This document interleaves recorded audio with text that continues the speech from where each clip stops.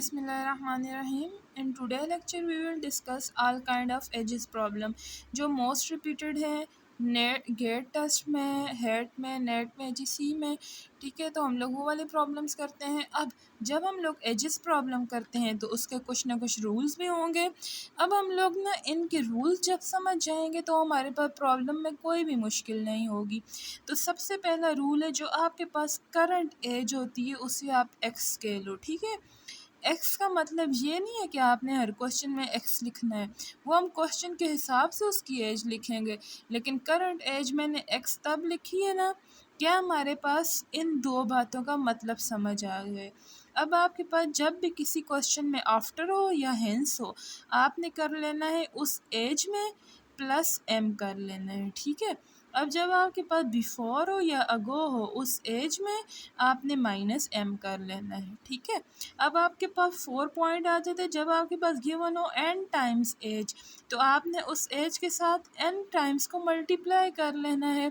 अब ये तो सारे एजेस के सिंपल प्रॉब्लम हो गए। जब आपके पास एजेस में रेशो आ जाती है, वो भी तो क्वेश्चन होते हैं ना, तो for questions of ratio in the ages problem, तो आपके पास कोई भी ए रेशो बी होता है, आप उसको लिखते हो ए एक्स बी एक्स। इसका क्या मतलब है, अगर आपके पास क्वेश्चन में 5:6 हो तो आप उसको कंसिडर करोगे ये 5x है और ये 6x है। इस तरह आपके पास क्वेश्चन होंगे। क्लियर, ये इसके कुछ रूल्स आ गए थे। अब हम स्टेप्स की तरफ जाते हैं। स्टेप्स में सबसे पहला ये होता है गिवन डेट। आपके पास उस क्वेश्चन में सबसे पहले कुछ न कुछ आपके पास गिवन होता है। आपके पास गिवन डेट, आपके पास आप उसे अपना डेटा भी कह सकते हो, आपके पास डेटा गिवन होता है। ठीक है, फिर आपके पास अगले में आपके पास बताया होता है कि आपने बिफोर करना है या आफ्टर करना है, फिर आपके पास सिंप्लीफाई करना है। अब इन 3 स्टेप्स को हम लोग जहन में रखते हैं ना, अब हम उसके हिसाब से अपना क्वेश्चन कर लेते हैं। अब देखें क्वेश्चन क्या है, if father is double than age of the son. अब ये आपके पास ऑलरेडी ये आपके पास गिवन है, ये पहला स्टेप है आपके पास गिवन डेट। तो आप इसका सोल्यूशन किस तरह करोगे, आप बोलोगे इन्होंने आपके पास फादर दिया हुआ है और दूसरी बात क्या दी हुई है, सन दी हुई है।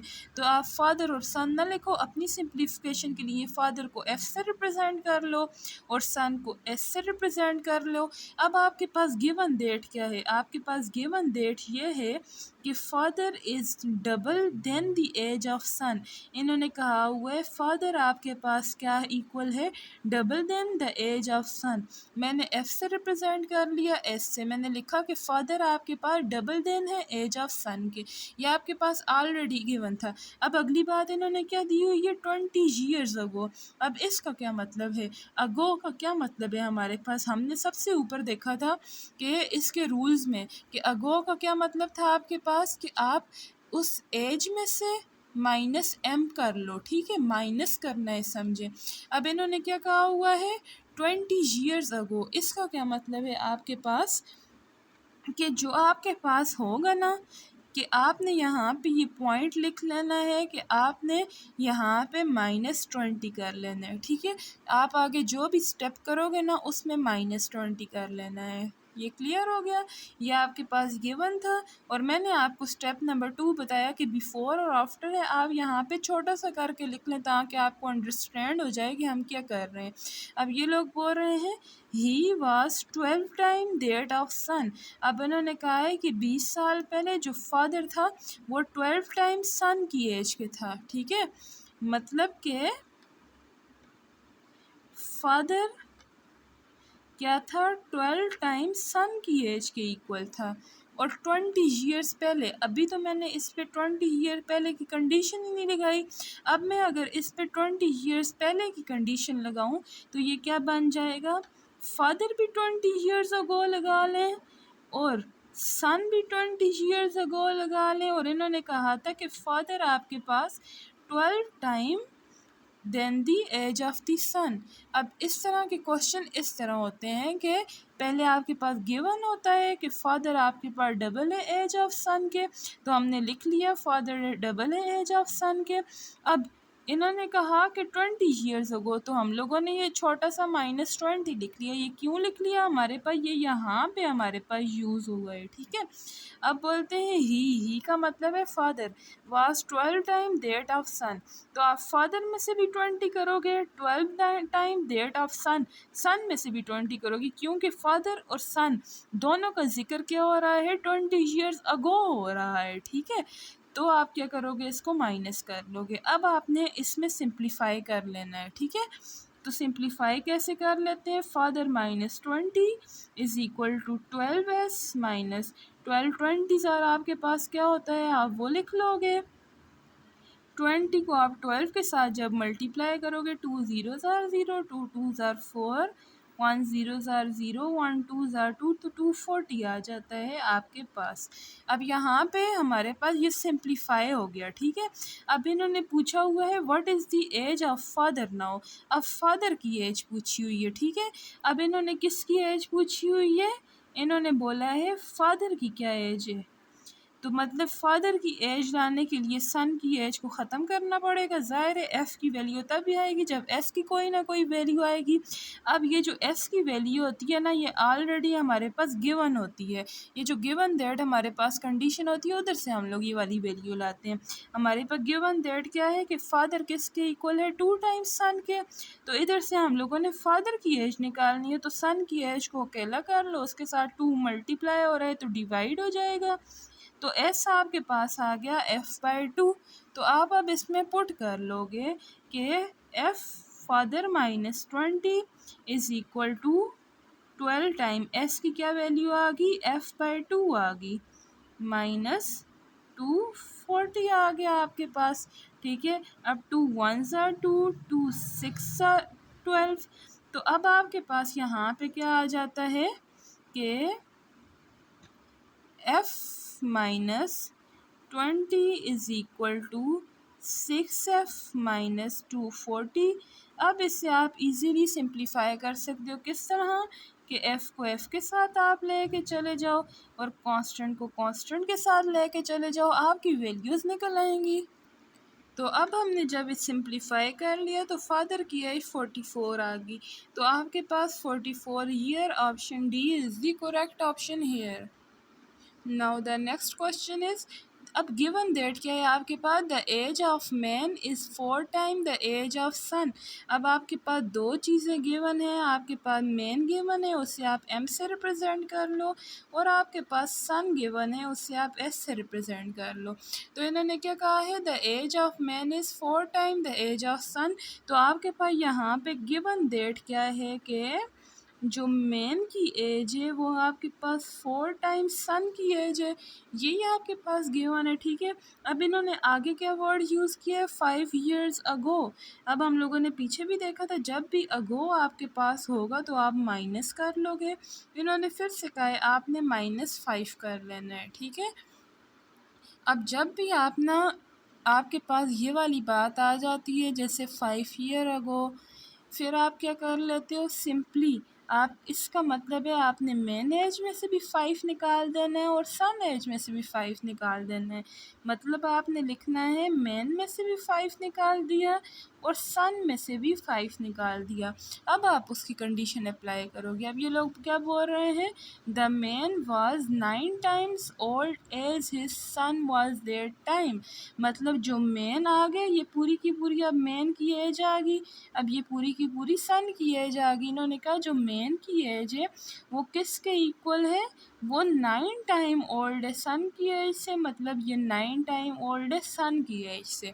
अब देखें आपके पास पहले क्या था? मैन आपके पास n था, सन n था। जब आपके पास एज में डिफरेंस किसका आ गया? 5 ईयर अगो होगा। तो मैंने मैन में से भी 5 निकाल दिए, सन में से भी 5 निकाल दिए। ये जो m-5 है और s-5, ये अब न्यू एजेस हैं इनकी, ठीक है। तो इन्होंने क्या कहा? The man was 9 time old age his son was there time. तो मैंने मैन की ये पूरी एज लिख ली is equal to 9 times son age लिख ली। अब ये लोग क्या पूछ रहे हैं, प्रेजेंट एज ऑफ सन।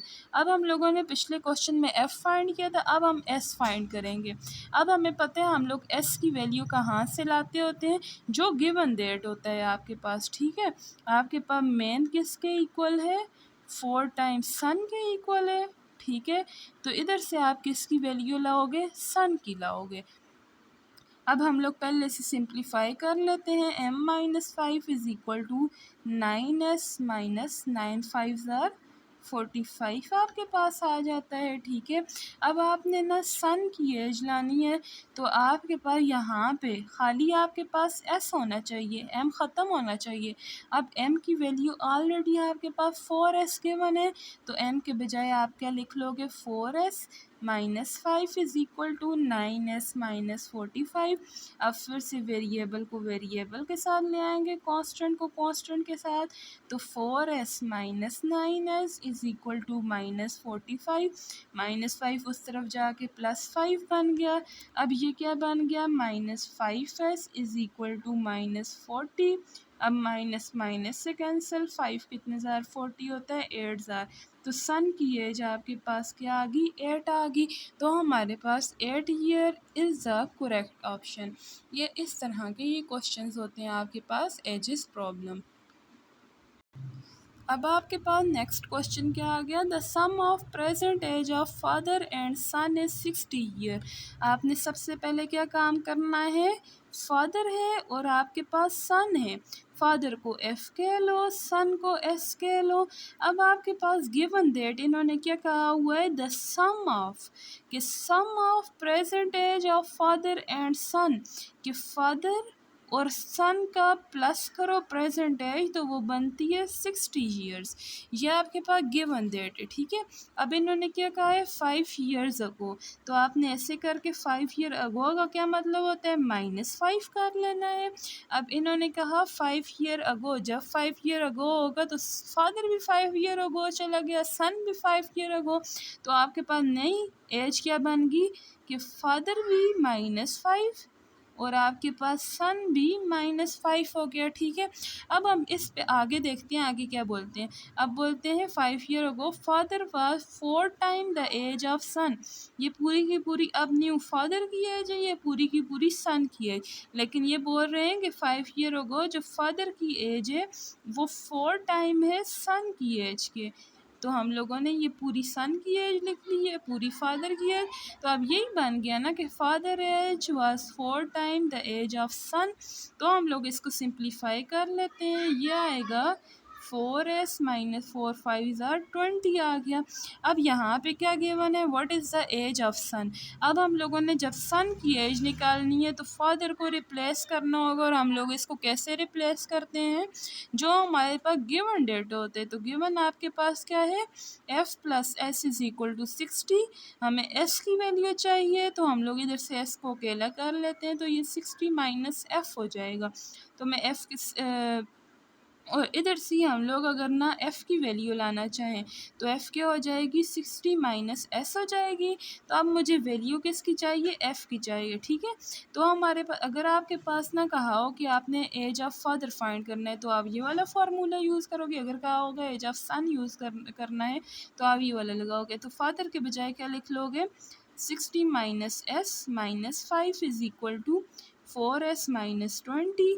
अब आप 60 माइनस 5 आपके पास आ गया, तो 60 में से 5 निकाले, हमारे पास क्या बच जाता है, 55 minus s is equal to 4s minus 20। अब हम s और s को साथ ले जाते हैं, माइनस s, ये इस तरफ आ गया -4s इज़ इक्वल टू यहाँ -20, और ये उस तरफ आ गया -55 बन गया। यह आ जाएगा कि आपके पास 4s माइनस s, तो आपके पास -5s आ जाता है। अब 55 में 20 ऐड करें तो 65 75, लेकिन माइनस के साइन के साथ 75 आ गया, ये माइनस माइनस कैंसिल, 5 कितने ज़ार 75 होता है आपके पास, 5 आपके पास 5 1 ज़ार 5 हो गया, और 5 15 आर 75 हो गया। तो आपके पास option D is the correct option here. तो ये क्वेश्चंस हम लोग किस तरह करते हैं कि आपके पास पहले गिवन डेट लिखते हैं, फिर आपके पास जितने भी ईयर्स अगो आप पहले अपनी एज को उसमें कन्वर्ट कर लोगे, उसके बाद ये वाली कंडीशन लगाओगे कि 4 ईयर अगो है, 5 ईयर अगो है, चाहे जो भी है। अब एजेस का नेक्स्ट क्वेश्चन क्या आ गया कि Alia age is twice the age of Rubab. कि आपके पास अब क्या गिवन है, एक आलिया नेम गिवन है, एक रुबाब गिवन है, ठीक है। तो आपने आलिया को एज से रिप्रेजेंट कर लो, रुबाब को आप आर से रिप्रेजेंट कर लो, ठीक है। अब बोलते हैं कि 6 years अगो आपके पास क्या है, पहले आपके पास 6 years ago Alia was 5 times the age of Rubab. What is the age of Alia, हमने आलिया की एज फाइंड करनी है, ठीक है। अब ये लोग गिवन डेट हम लोग क्या लिखेंगे कि हमारे पास गिवन डेट क्या है। इन्होंने कहा गिवन डेट ये है कि Alia is twice the age of Rubab. आप ट्वाइस किसे कहते हो, आप लिखोगे Alia is 2 times the age of Rubab. ये भी तो लिख सकते हो, या ट्वाइस की जगह 2 आर भी लिख सकते हो। अब कहा हुआ है कि 6 years अगो। अब 6 years अगो का मतलब है -6 करना है। अब -6 इन एजेस में से कर लेना है, तो न्यू एज क्या बन जाएगी। जब आप -6 करोगे ना, 6 years अगो जाओगे, तो वो 6 years आलिया के भी एज में अगो होगा और रुबाब की भी एज में। तो ये बनेगा A-6 बनेगी, और रुबाब की क्या है R-6 बन जाएगी। अब आप आगे अप्लाई करोगे। Alia was 5 times the age of Rubab. तो आलिया की एज क्या है, 5 टाइम है एज ऑफ रुबाब के। तो बात ये आ जाती है, ठीक है। अब इन्होंने कहा what is the age of Alia, हमने आलिया की एज फाइंड करनी है, तो ये क्या है, ठीक है। पहले से सॉल्व कर लो। A-6 is equal to 5R minus 5 6 30 आ जाएगा। अब हमें आलिया की चाहिए तो आर ख़त्म करना पड़ेगा। अब आपके पास गिवन डेट क्या है कि आपके पास आलिया किसके इक्वल है, आपके पास 2 टाइम आर के इक्वल है आपके पास आलिया, ठीक है। तो हम लोग यहाँ पे सॉल्व कर लेते हैं। अब हमारे पास आर हमें हटाना है, तो आर किसके इक्वल आ जाएगा, A/2 is equal to are, ये आ जाएगा आपके पास। तो A-6 is equal to 5 time A/2 -30 आ जाएगा आपके पास। फिर अब हम इसे सिंप्लीफाई कर लेते हैं, तो देखते हैं हमारे पास आंसर क्या आता है। देन आपके पास आफ्टर सिंप्लीफिकेशन आपके पास आंसर 16 आ गया। तो आपके पास D is the correct option here. अब नेक्स्ट क्वेश्चन आपके पास आ जाता है, the sum of the ages of daughter and mother आपके पास आ जाता है इस 56 ईयर्स। मतलब आपने मदर को रिप्रेजेंट करना है एम से और डॉटर को डी से रिप्रेजेंट करना है। तो आपके पास गिवन डेट क्या है कि जो sum of ages of daughter and mother is 56 year, कि मदर और डॉटर की एज को सम करो तो 56 बनता है, ठीक है। अब इन्होंने कहा आफ्टर 4 ईयर।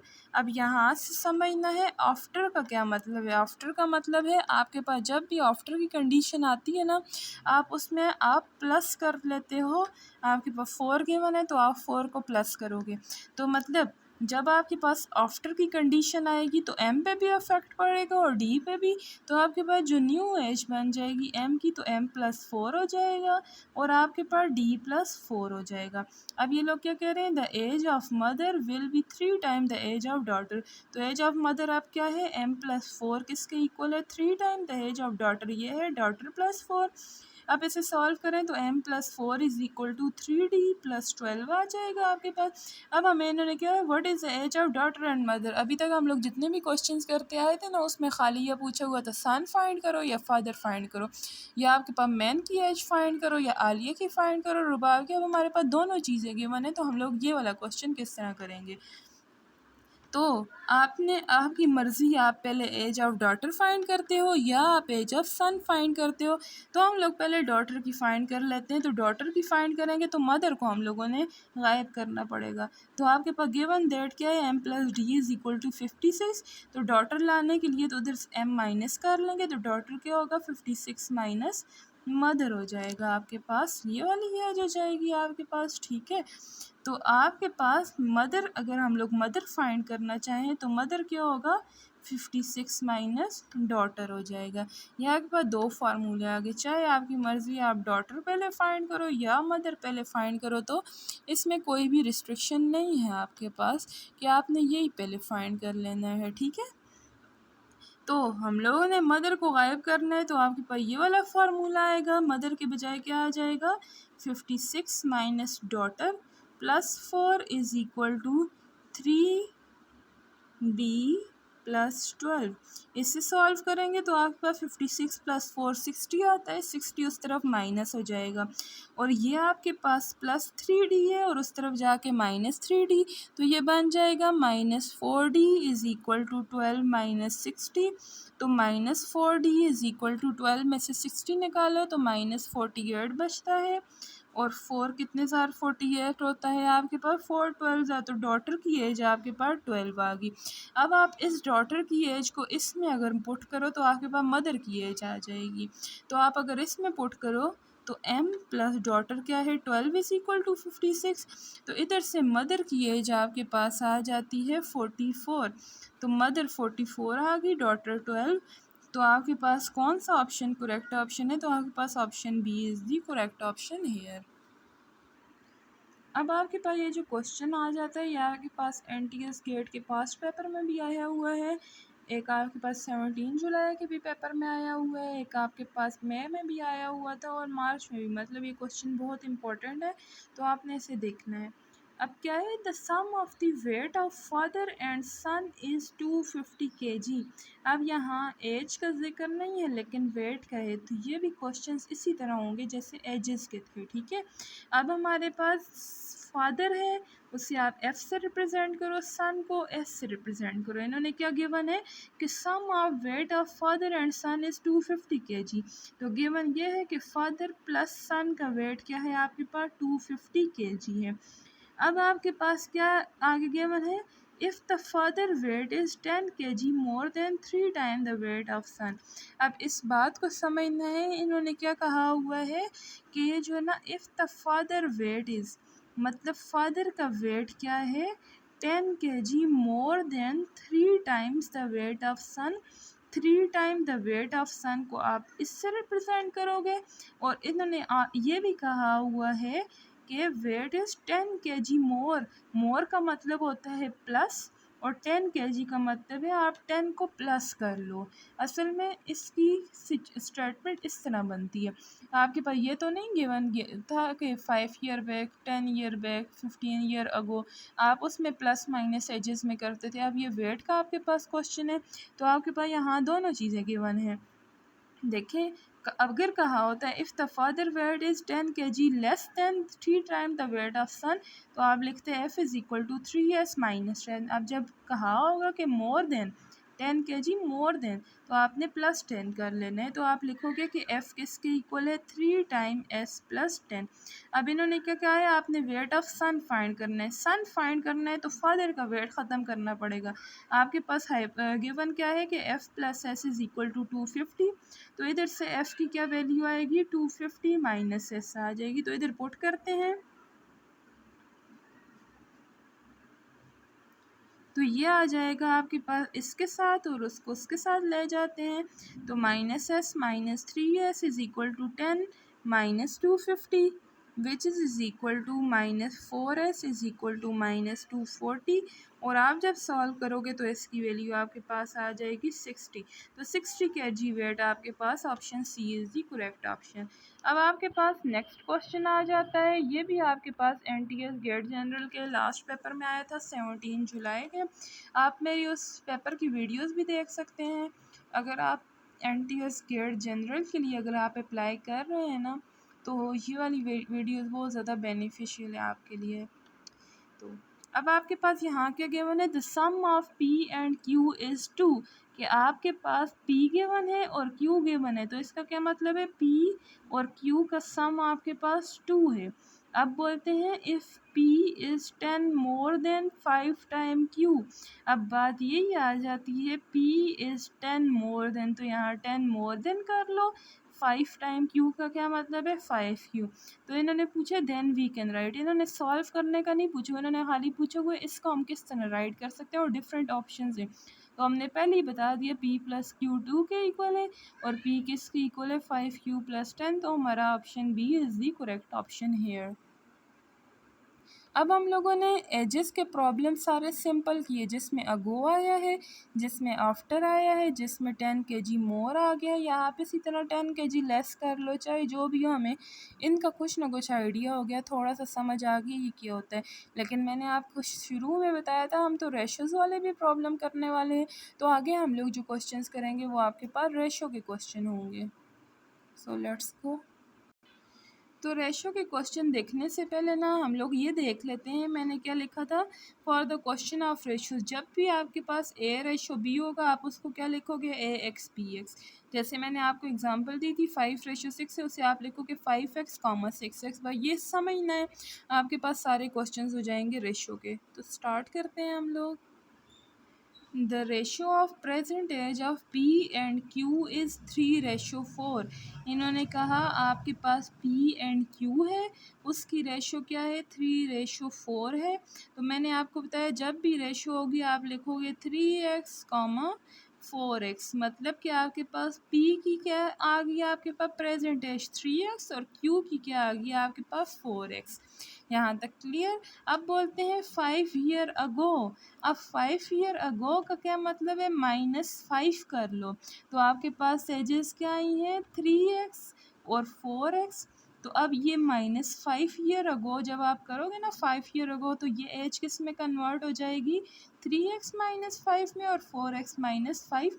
तो मतलब अभी इनकी करंट एजेस ये वाली हैं, ठीक है, 3x -5 और 4x -5। अब यहाँ से देखने लो क्या बोल रहे हैं, the ratio of their edges was 5:4।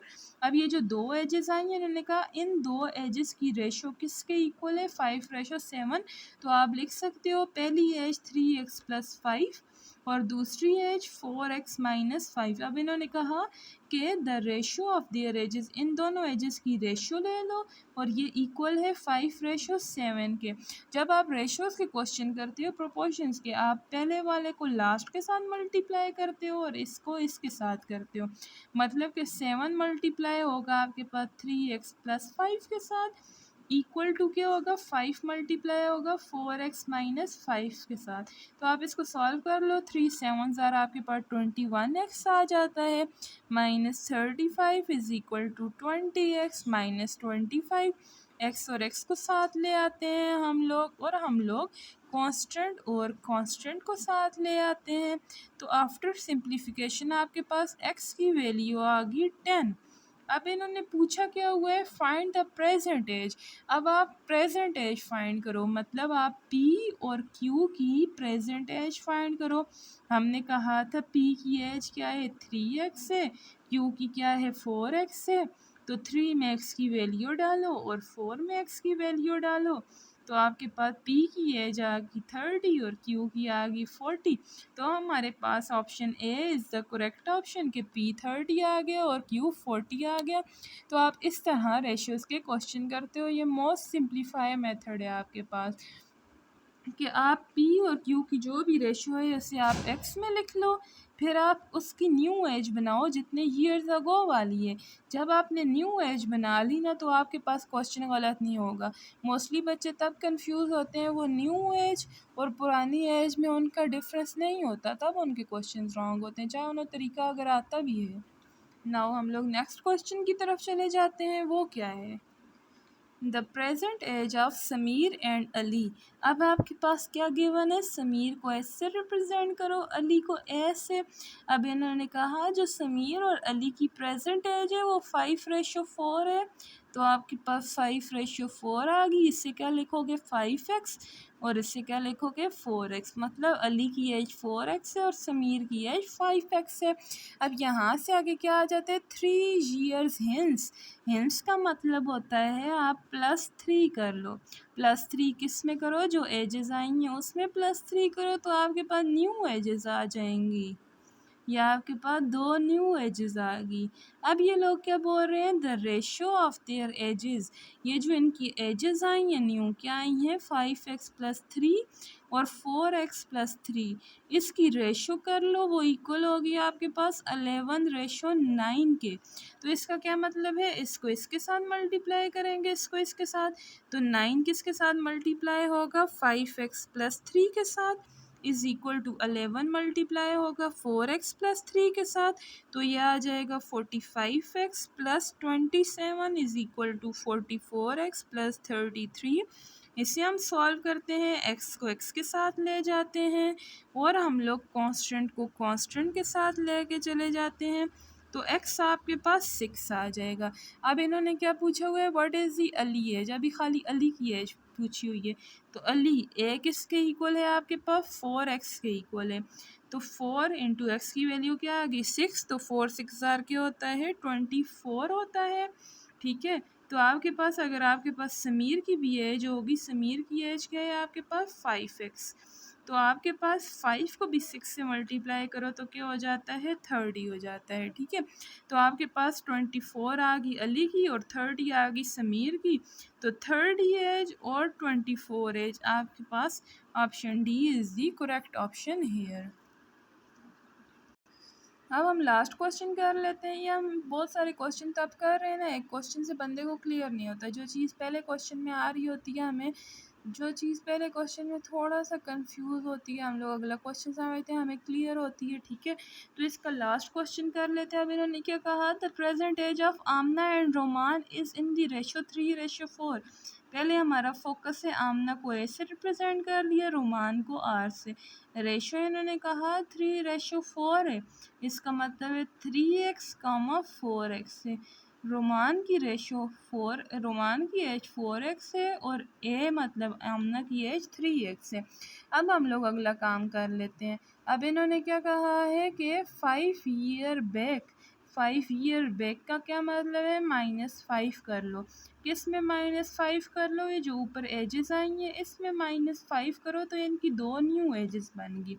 बस यहाँ तक अगर काम आ गया ना तो समझो क्वेश्चन हो गया।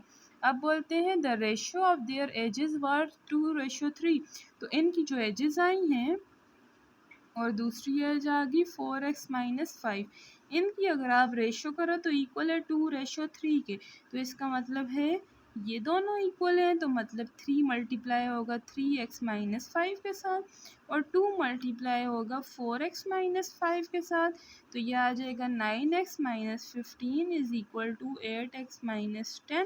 एक्स और एक्स को साथ ले जाएं और हम लोग कांस्टेंट और कांस्टेंट को साथ लेके चले जाएंगे, तो x की वैल्यू आ गई आपके पास 5 आ गई। ठीक है, आपके पास 5 आ गई।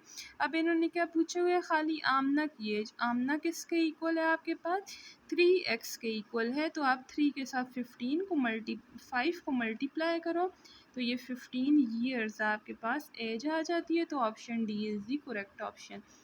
खाली आपने ना क्या स्टेप्स करने हैं इन सब में, रेशियोज़ के क्वेश्चन में आपके पास ना जो भी एज होती है ना, जैसे 4 और 3 है, आपने उसे बस 4x और 3x लिख लेना है। अगला स्टेप है, अगर आपके पास कहा हो 5 ईयर अगो, अगो का मतलब है आप 4x में से -5 करो और 3x में से भी -5 करो। अगर आपको कहा हो कि 5 ईयर हेंस, तो उसमें प्लस करो, इसमें भी प्लस करो, उसके बाद आपने उसको रेशियोज़ की फॉर्म में लिखना है। बस ये आपका आज का लेक्चर था। अगर आपको पसंद आया हो तो चैनल को सब्सक्राइब कीजिएगा। Thank you.